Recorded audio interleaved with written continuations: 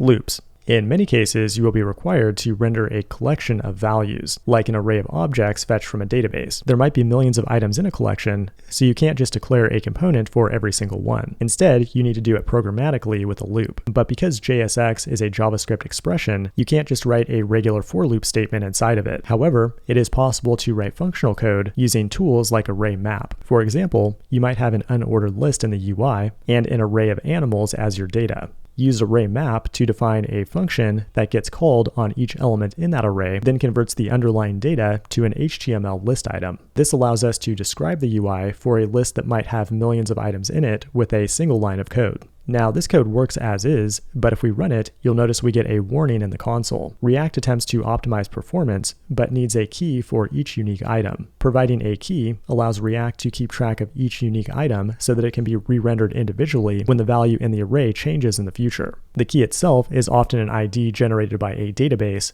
but can be any unique value to identify the item. One common anti-pattern that you'll often see is to also grab the index in array map and use that as the key. That will suppress the error, but it will not allow React to properly optimize performance, so just be aware of that. When working with loops, your life will generally be much easier if you extract the UI out into its own dumb component, because the syntax for map can be pretty messy. Now, it's worth noting that it is possible to use a for loop in a function somewhere else in your React code to imperatively create an array of items. However, this is generally not a good practice nor the React way to do things. When running a loop in JSX, array map should be your go-to option.